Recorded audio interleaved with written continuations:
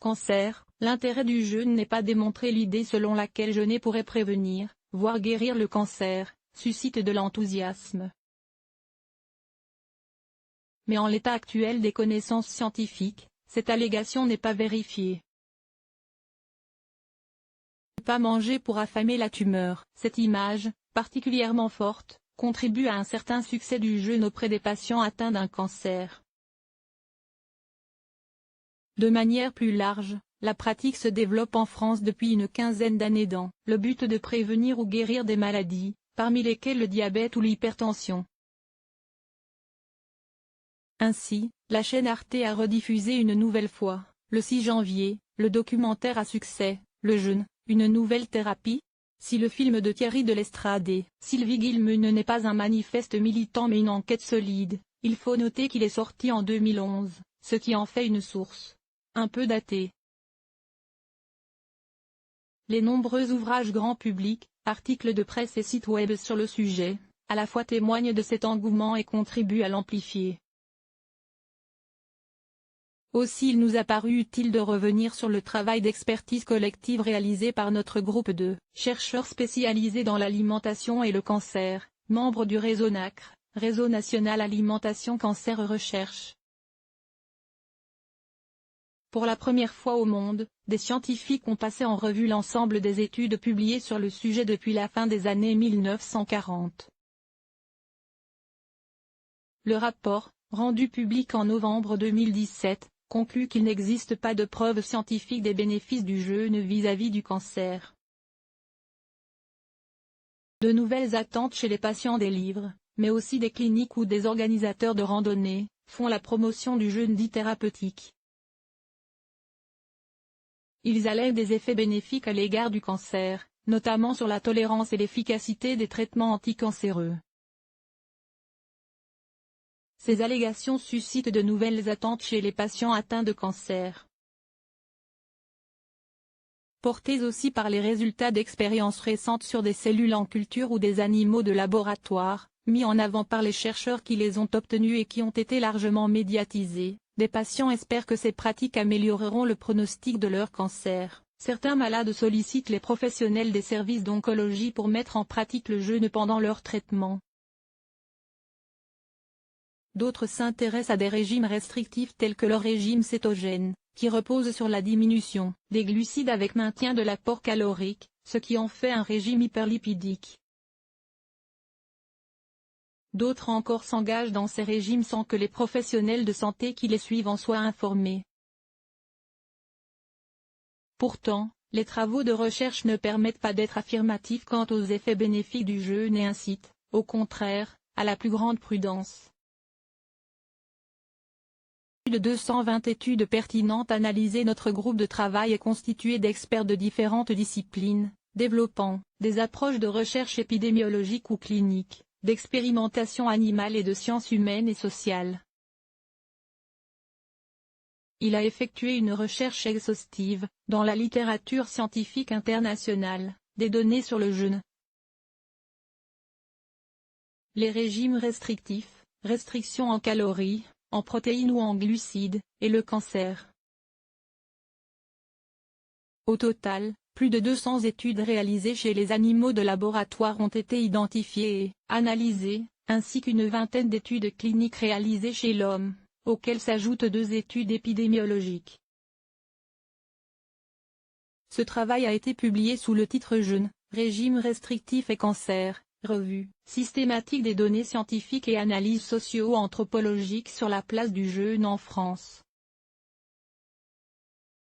L'Institut national du cancer a publié dans le même temps une fiche synthétisant les données du rapport.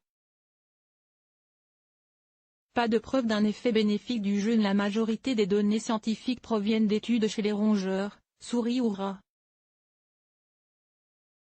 Ces études fournissent des résultats hétérogènes, aussi bien des effets favorables, qu'une absence d'effets ou encore des effets délétères.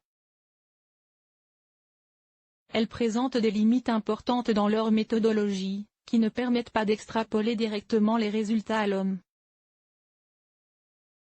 Les données issues d'essais cliniques, à savoir menées sur l'homme, sont peu nombreuses et de faible qualité, le plus souvent, Les essais cliniques incluent moins de 20 patients, ils ne sont pas contrôlés. Si l'étude ne comporte pas de groupe contrôle, c'est-à-dire sans intervention, on n'est pas en mesure de différencier ce qui relève d'une évolution naturelle ou de l'intervention. Ils ne sont pas randomisés, en l'absence de tirage au sort des patients pour les répartir de manière aléatoire dans le groupe avec intervention et le groupe contrôle. Il n'existe pas de comparabilité entre les groupes.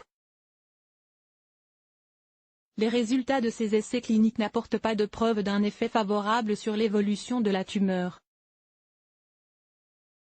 Par ailleurs, certains essais mentionnent une perte de poids et de masse musculaire chez les patients.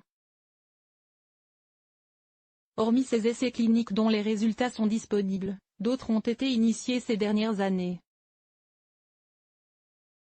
2 d'entre eux ont été suspendus en raison d'un trop petit nombre de participants ou de leur difficulté à suivre les régimes restrictifs. 11 sont terminés, mais leurs résultats ne sont pas publiés. 24 sont en cours, avec des résultats impossibles à prédire. Actuellement, il n'y a donc pas de preuve chez l'homme d'un effet protecteur du jeûne. Des régimes restrictifs en prévention primaire, c'est-à-dire dans le but d'éviter le développement d'un cancer.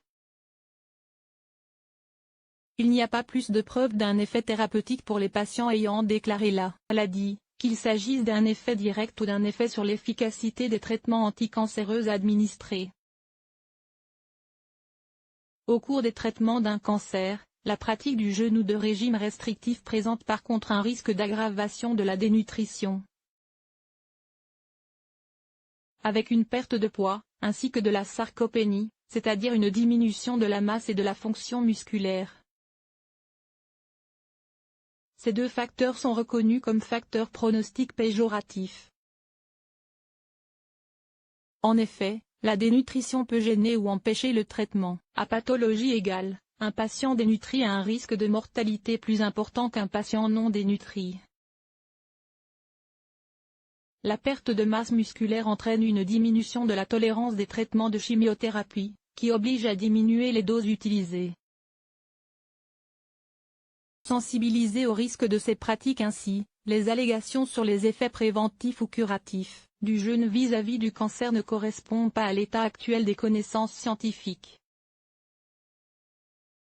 Pour la prévention des cancers, il n'est pas justifié de pratiquer le jeûne ou un régime restrictif.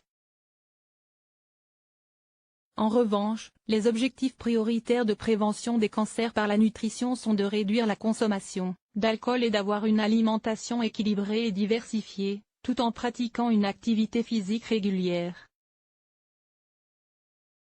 Au cours de la prise en charge d'un cancer, il est recommandé de ne pas pratiquer le jeûne ou un régime restrictif.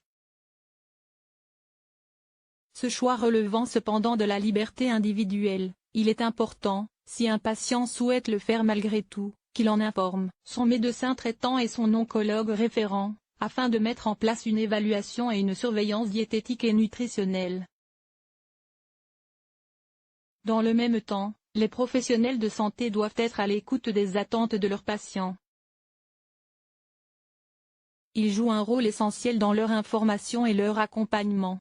Paul Latino-Martel, directrice de recherche en nutrition et cancer, la version originale de cet article a été publiée sur The Conversation.